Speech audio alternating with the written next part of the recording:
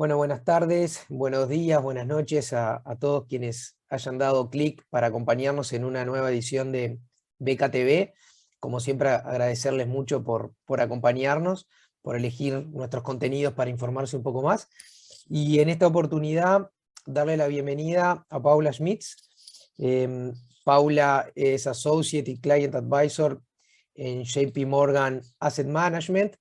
Quizá algunos la recuerden a Paula porque ya el año pasado fue parte de alguna de estas ediciones de BKTV, cuando en aquel momento, junto con Gabriela Santos, también revisábamos el view de JP Morgan Asset Management, que es justamente la división de JP Morgan que se carga de la gestión de los fondos de inversión que muchos de nuestros clientes, de hecho, tienen en sus carteras. Y la idea hoy con Paula, a quien ya enseguida le voy a dar la palabra, es revisar la visión que tiene la firma, que tiene JP Morgan Asset Management, actualizada con los datos de fin de mayo, o sea que información bastante fresca, que de hecho es una presentación que la semana pasada ellos vinieron a hacer aquí en Montevideo para todos los que trabajamos en la industria, y que a nosotros nos pareció muy interesante y relevante para poder compartir con todos nuestros clientes y toda la gente que nos sigue en BKTV. Así que, Paula, no voy a dar muchas más vueltas, te voy a dar la bienvenida, agradecerte muchísimo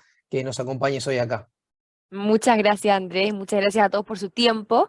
Y sí, la idea es un poco contarles el view que tenemos en JP Morgan Asset Management con información, como decía Andrés, bien actualizada y a través de una herramienta que nosotros utilizamos mucho de mercado que se llama el Guide to the Market. Así que voy a compartir pantalla para que puedan ahí ver un poco las diapositivas que vamos a estar utilizando, que la verdad son bien interesantes, se actualiza, de hecho, de manera incluso mensual algunas, así que aprovechamos ahí la información que tenemos ya al mes de mayo.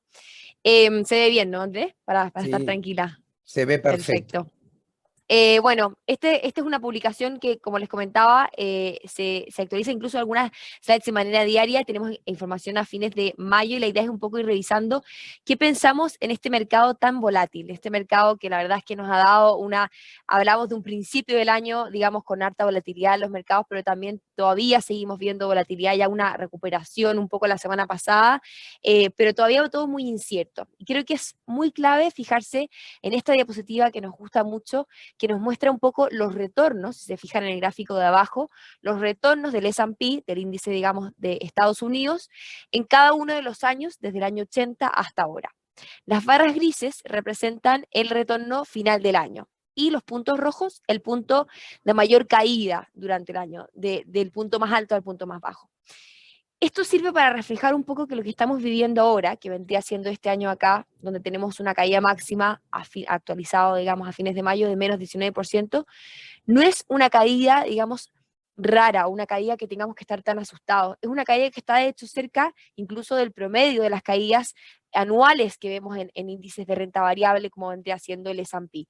Ya la media de caída en los últimos años ha sido de 14%, ahora estamos un poquito más abajo, pero es para entender que la volatilidad de los mercados es normal. ¿Ya? Es normal ver al S&P y a cualquiera de los índices de renta variable en especial, con caídas importantes durante el año. Lo que quiero que se queden, y al final el mensaje clave, es cómo termina la mayoría de los años. El 80% de los años, desde el año 80 hacia ahora, el año que es la barra gris, el retorno anual, termina siendo positivo y de manera importante.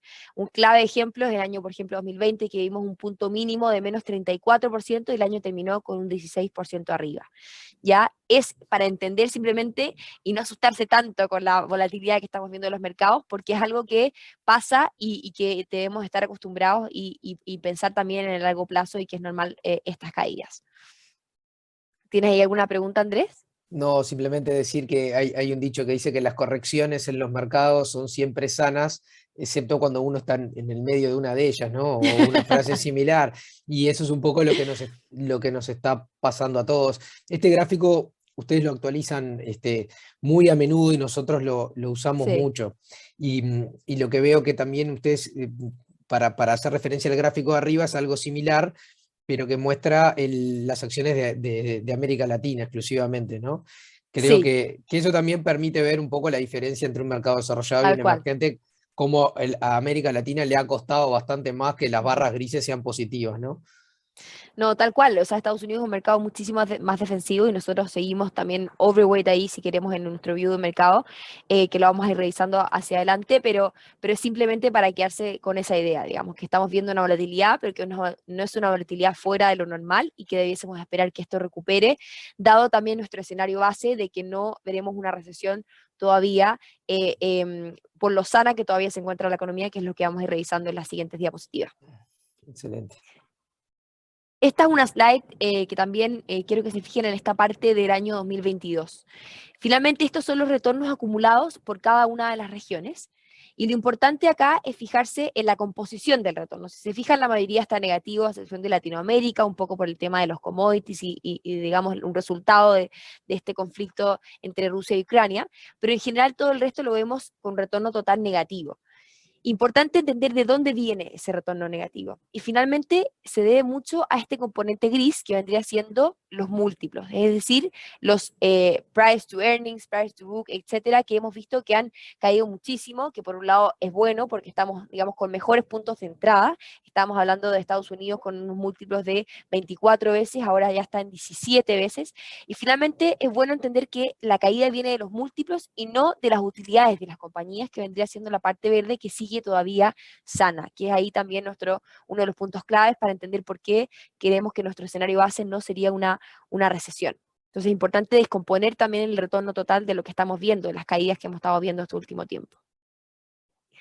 Esta para nosotros es la diapositiva o el gráfico clave para entender por qué nuestro escenario base vendría siendo no todavía una recesión, sino una recuperación, sobre todo por la parte de renta variable. Y es que finalmente el componente que vamos a tener que ir revisando y monitoreando estos siguientes meses va a ser la inflación, ¿ya? Este es un gráfico súper interesante que se hizo, de hecho, hace un par de meses, dado que la inflación es el tema que más estamos conversando, que más estamos comentando y monitoreando. Y finalmente, lo importante es desglosar esa inflación en componentes transitorios y componentes permanentes, es decir, qué viene siendo, digamos, dado por un conflicto o por un tema, digamos, del momento actual y que debiese ceder en el tiempo. Por ejemplo, un gran componente acá, la energía, como comentábamos, el tema de Rusia y Ucrania, que claramente los precios se vieron impactados frente a la menor oferta, y obviamente es un componente que para nosotros es más transitorio, porque a medida que este conflicto vaya resolviéndose y se vuelva un poco más estable el sector de energía, ese componente debiese ir bajando. Y así con otros, como también temas de oferta y demanda, digamos, con los vehículos usados y nuevos, que de hecho vimos que desde el mes de marzo al mes de abril disminuyeron un poco el tema de la inflación. Son temas que debiesen ir cediendo con el pasar de los meses. Ahora, hay otros temas, como es el tema para nosotros más importante, el tema de servicios, el tema de vivienda, de arriendo, digamos, que son más componentes con colores acá azul, celeste y gris, que son componentes sticky, que llamamos nosotros, componentes permanentes y que se quedan en el tiempo. Y que finalmente también estos componentes transitorios hacen un poco elevar esta inflación y se van, digamos, transformando un poco en componentes más permanentes y que son esos los que preocupan, son esos los que se quedan en la economía. Los sueldos cuando empiezan a subir, digamos, ahora que el mercado laboral está tan apretado, es difícil bajarlo. Los arriendos, lo mismo, lo vemos nosotros mismos, cómo van subiendo los arriendos de las casas, tanto en nuestros países como en Estados Unidos. Es un componente que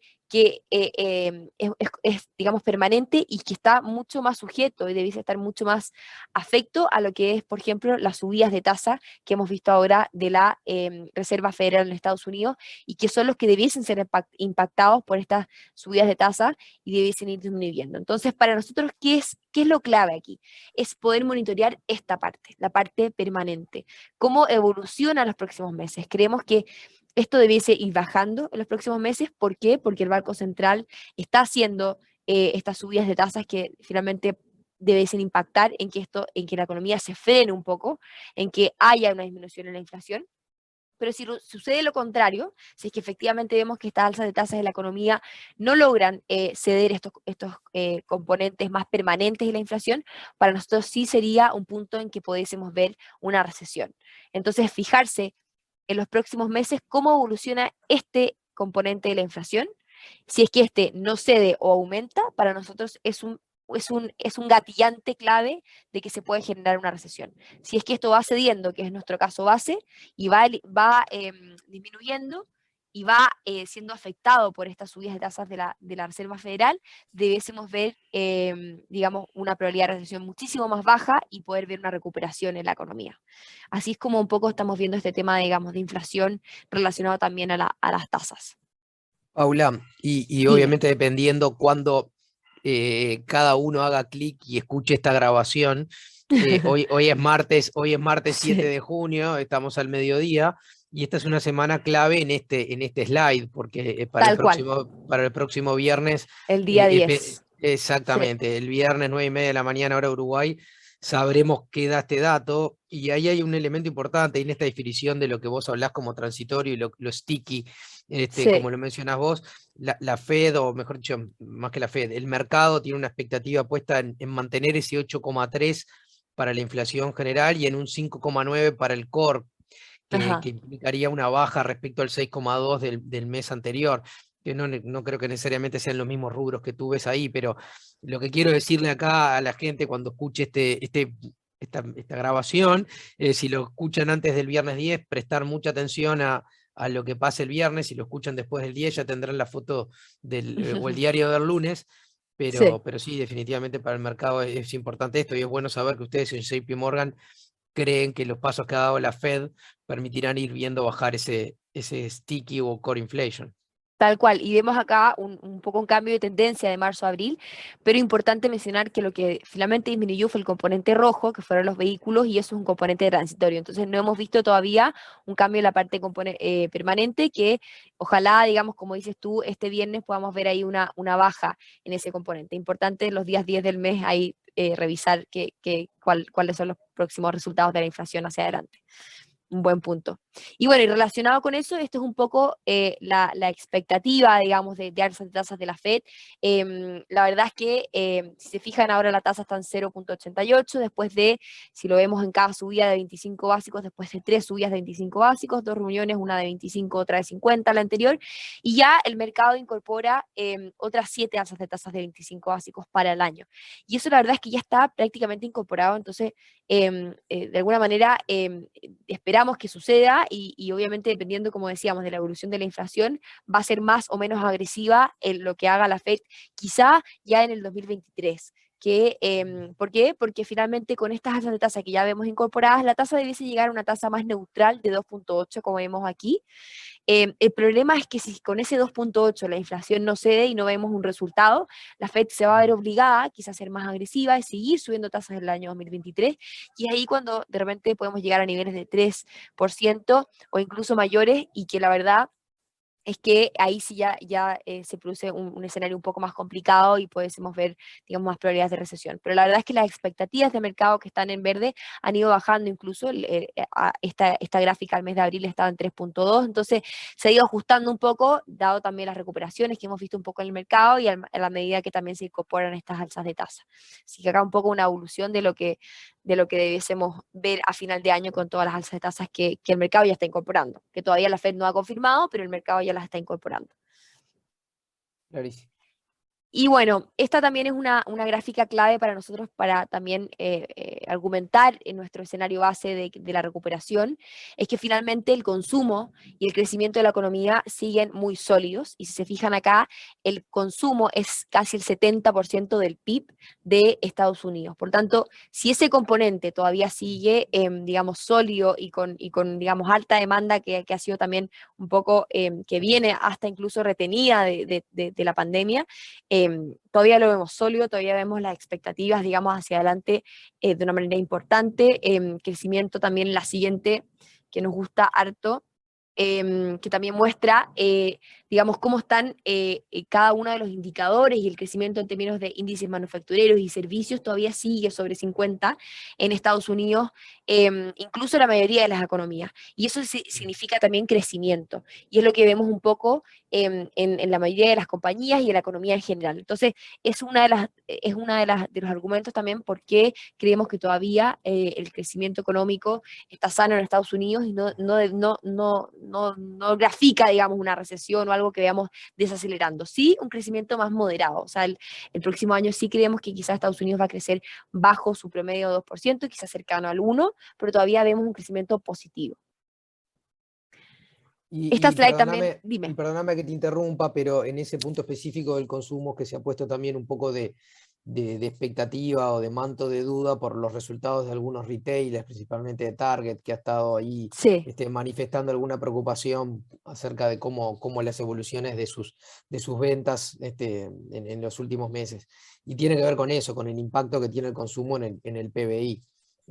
Así que bueno, es Tal cual. otra variable para seguir acompañando. Sí, de todas maneras, para seguir monitoreando. Y esto también es una slide un poco que grafica qué se espera de las utilidades hacia adelante y la verdad es que todavía las vemos, las estimaciones de nuestros analistas todavía siguen esperando un 10% de crecimiento este año, un 8% en 2023, entonces todavía las utilidades, digamos, las vemos sanas. Y este es otro gráfico que también demuestra un poco lo que conversábamos al principio, que finalmente la caída en los retornos del S&P viene más por el lado de los múltiplos y no por el crecimiento de utilidades que todavía lo vemos sano.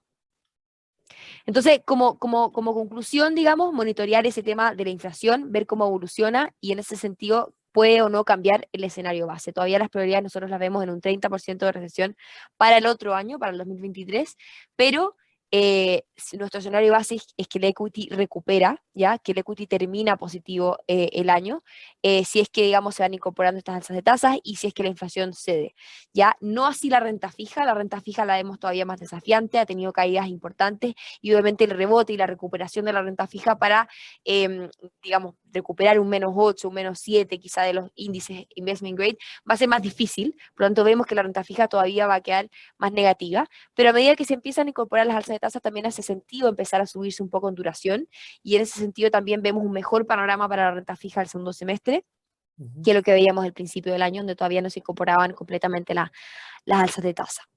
Creo que un tema para terminar, importantísimo, siempre lo recalcamos, este es un gráfico que nos gusta mucho, que es uno de nuestros principios de inversión, que siempre, importante también en estos escenarios volátiles, mirar un poco hacia adelante y pensar por qué estamos invirtiendo, con qué plazo estamos invirtiendo y mirar nuestro horizonte de inversión.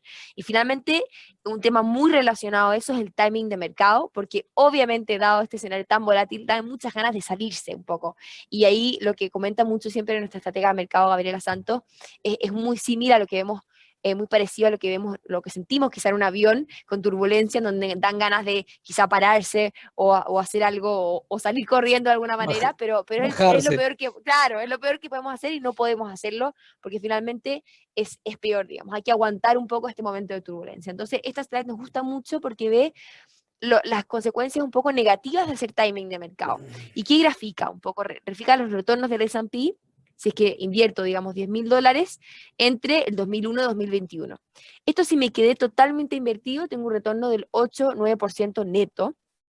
Si es que me mantuve invertido en las crisis, me mantuve invertido el 2008, incluso que caímos ahí un 40%, y digamos, participé de la recuperación, estuve totalmente invertido. ¿Qué pasa si es que yo hago timing de mercado y me salgo en estos momentos de turbulencia? Muchas veces pasa que los peores días en el mercado vienen acompañados de los mejores días, porque un día el mercado cae un 8% y al día siguiente rebota considerablemente. Lo hemos visto este tiempo, Esta en este semana. año, en que, claro, esta semana en que el mercado ha rebotado, en que también un día muy malo viene acompañado de un día bueno, etcétera. Entonces, salirme en estos periodos hace que yo también me pierda los mejores días del mercado. Entonces, esta segunda columna es un retorno de cuando me pierdo los 10 mejores días. ¿Por qué? Por salirme en mercados a la baja y me pierdo la recuperación. Paso a tener un retorno de un 8,6 a un 4,4, considerablemente menor. Y así sucesivamente, cuando me pierdo los 20 mejores días, los 30 mejores días, ya paso a tener un retorno negativo. Entonces ahí te da también una idea de que finalmente lo que mejor puedo hacer en estos momentos es mantenerme invertido, esperar la recuperación y un poco confiar en que los mercados, digamos, van a tomar estas alzas de tasas, va a hacer que la inflación también ceda. En el caso de Estados Unidos, un mercado muy defensivo. Quizá, claro, no tomar exceso de riesgo, pero sí mantenerse invertido para poder participar también de esta recuperación. Y un poco esa la conclusión final que nos gusta decir siempre, porque nunca hay que perder esto, la diversificación, el timing de mercado y mantenerse invertido es muy importante para tener el retorno que estamos buscando finalmente a largo plazo. Paula, y me interesa mucho también, y yo sé que tú estás acelerando para cumplir con los tiempos que nos propusimos, pero me interesa mucho en el gráfico de abajo, Sí, esa barra color naranja, ¿verdad? sí. Digamos, puesto en contexto, son los retornos a 20 años de distintas clases de activos, donde en verde está el Standard Poor's, donde los famosos modelos 60-40, 40-60, que dicho Ujú. sea de paso, están puestos en tela de juicio este año porque fue un año donde fue muy difícil conseguir Sí, diversificación. La línea naranja o la barra naranja, que es el inversionista promedio, surge de un estudio de, bueno, cómo termina siendo el desempeño cuando el inversionista empieza a tomar estas decisiones de me salgo, me entro del sí. mercado. Y ahí hay un desafío para nosotros también como asesores, que es tratar de ayudar al cliente a mantener la calma o de mantenerse fiel a sus objetivos, a sus perfiles de riesgo, que cuando uno empieza a meter mano hablando mal y pronto es cuando los retornos empiezan a padecer. Creo que eso es lo que refleja ese gráfico, ¿verdad? Sí, tal cual. Y también ver un poco la diversificación, o sea, de quizá Claro, irnos, acá el tema de real estate, el tema de quizá irnos a diferentes tipos de activos para estar diversificado y no estar concentrado en un riesgo, en algún tipo de portafolio, en algún tipo de asset class, y conjunto, digamos, a eso, no salirse tampoco del mercado y poder estar diversificado y de alguna manera tener algún hedge en algún tipo de asset class por no tener los mismos, como dice, todos los huevos en la misma canasta. Así que sí, un correcto. gráfico que la verdad es que muestra un poco la evolución y es bueno revisarlo de vez en cuando, sobre todo en estos momentos de más volatilidad. De todas Correcto, maneras. correcto. Yo te agradezco muchísimo la presentación por lo clara, lo breve, lo concisa, además de que nos das un toque de optimismo que ojalá se concrete, Tal y cual. no está mal en estos tiempos buscar un poco de luz, y no porque uno quiera ilusionarse con cosas que son poco reales, sino porque, bueno, detrás de esto hay un equipo de gente que está tratando de ver qué es lo que se viene para adelante. Así que, Paula, Tal cual. enormemente agradecidos en nombre de todo el equipo de Beca, en nombre de todos los que acompañan nuestras ediciones de Beca TV, y seguramente habrá próximas de estas ediciones contigo y con el equipo de JP Morgan Asset Management. De todas maneras, Andrés, para nosotros es un placer participar y no se olviden que también esta herramienta que estamos utilizando ahora, que es el Guide to the Markets, es una herramienta que está disponible incluso, como les decía, versión de actualización diaria. Le voy a mandar a Andrés el link para que lo puedan tener también y en realidad ustedes se pueden meter por internet, pero es una herramienta para ustedes también utilizar con sus clientes y ver de manera gráfica cómo se están comportando los mercados en términos de Mm. valuaciones, de retornos, de expectativas, etcétera. Así que también para que lo puedan usar como herramienta ustedes con sus clientes es una herramienta que la verdad es que es muy valorada en el mercado y está disponible para todos ustedes. Buenísimo, buenísimo. Se lo haremos llegar entonces a todos los clientes. Eso. Paula, de nuevo, Bueno, muchas gracias y hasta la próxima edición. un abrazo grande. Chao, chao.